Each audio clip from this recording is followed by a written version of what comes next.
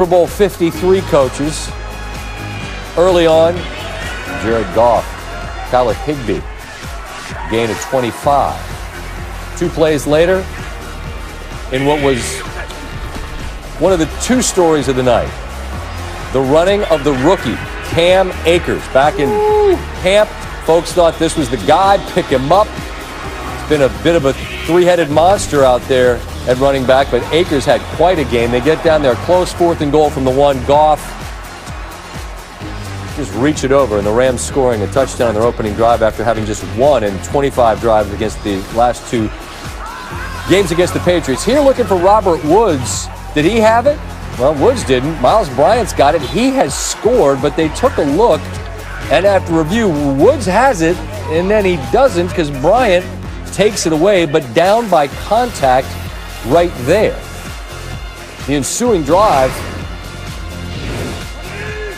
it does turn into a touchdown, but for the Rams, Cam Newton picked by Kenny Young, and there are 3 Rams and 1 Cam, and they get Cam spinning the wrong way.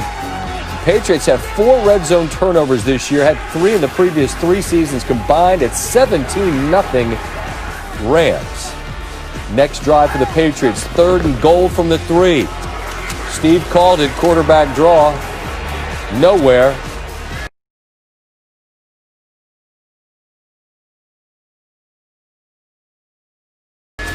Next play, 4th and goal. I think J-Mac called this, looking for the same play they ran at Seattle early in the year.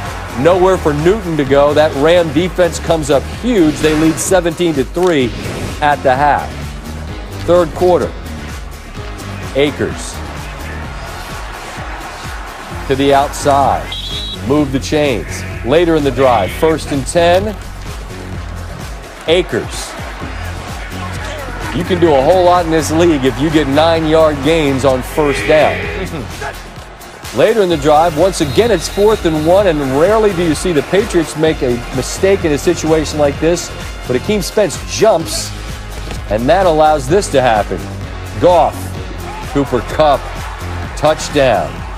Rams have a 16-play, 90-yard, clock-eating drive and are dominating this one to the tune of 24-3, and in the 4th, Cam benched in favor of Jarrett Stidham. 4th and 4, under duress, pass knockdown. And frankly, the quarterback change wasn't going to make any difference. Under pressure, Stidham is dropped. Brockers after the game for some thoughts with Lindsey Theory. Yeah, we definitely wanted that payback. Definitely wanted to get our revenge from the Super Bowl. Definitely to come out, stop the run. We knew that they had a really good run game, and we just took it personal. Defensive line-wise, defensively, we took it personal. We wanted to stop their run game.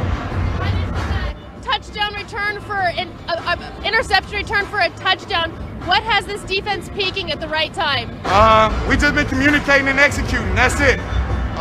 We put a lot in during the week, during practice, and it comes out during the game. We don't take any team lightly. Every week is a different week, and we just enjoying it. At a career high today in rushing yards. What did you see from your rookie running back?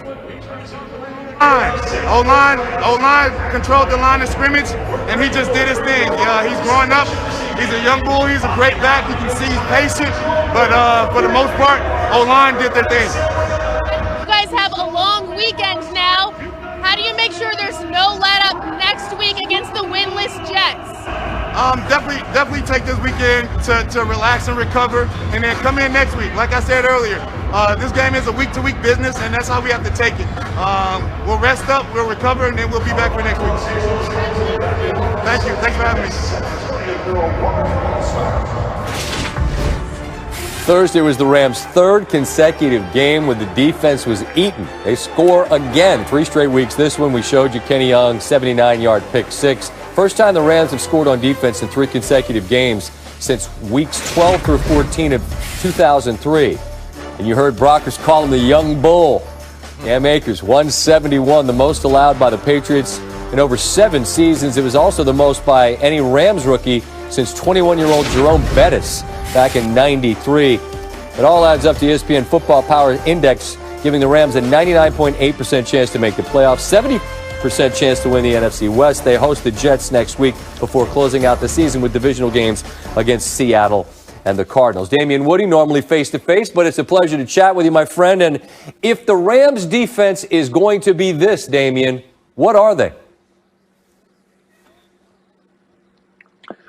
Scotty, they're a team that can contend with the New Orleans Saints. I mean, listen, we all know that I think the New Orleans Saints are the most complete team in the NFC, but we saw what this Rams defense can do. I mean, they were all over this New England Patriots offense, smothering that running game, making the Patriots one-dimensional. And when they had it in Cam Newton's hands, that played right into this Rams defense hands. That pass rush led by Aaron Donald was all over Cam Newton. So if they can run the ball like they ran the ball with Cam Akers and company for almost 200 yards and play this type of defense, you can go a long ways in the playoffs behind that effort. Let me follow up on the young bull, Cam Akers.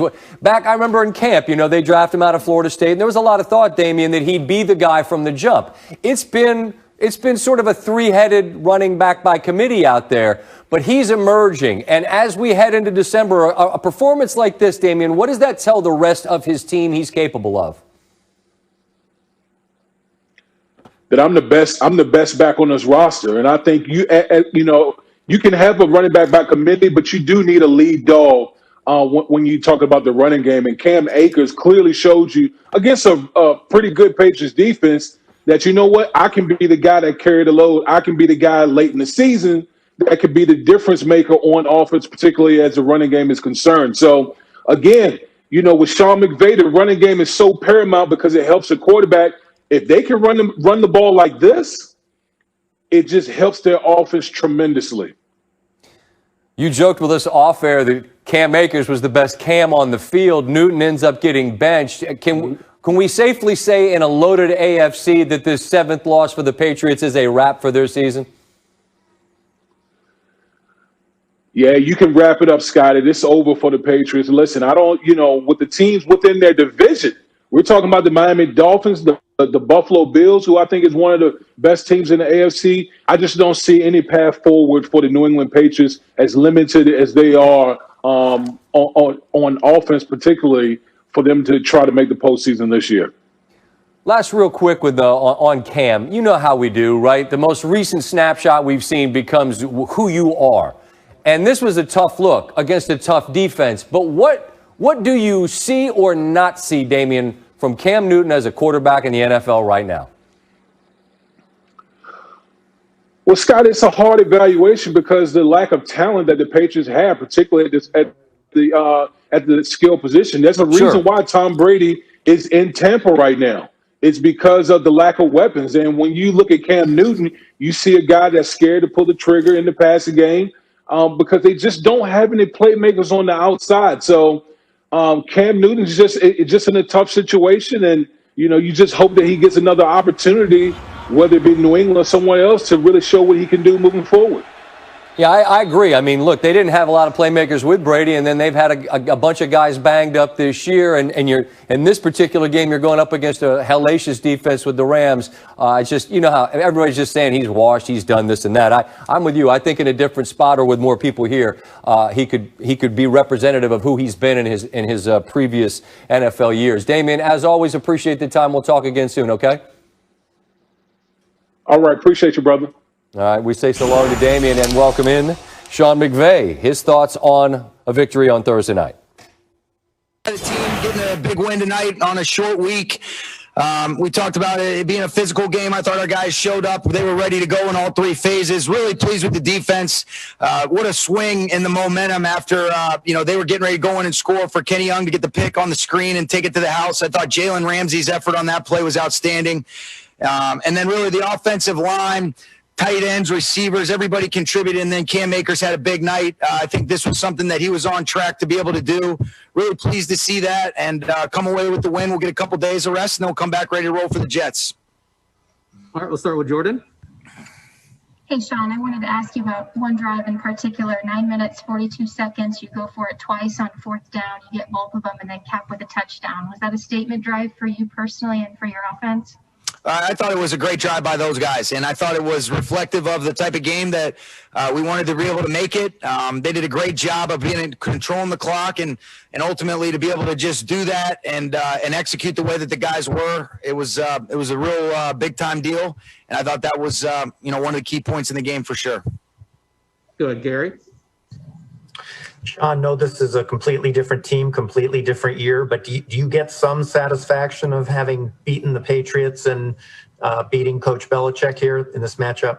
Yeah, I think you kind of answered it the way you asked it. We got a lot of respect for them, but it's a totally different year. It doesn't have anything to do with what occurred a couple years ago, and it's a big win for us to get our 9th win, get a couple days of rest, and then really see if we can finish up this last quarter of the season strong and like the position that we're in, but we got a long way to go. All right, Kevin.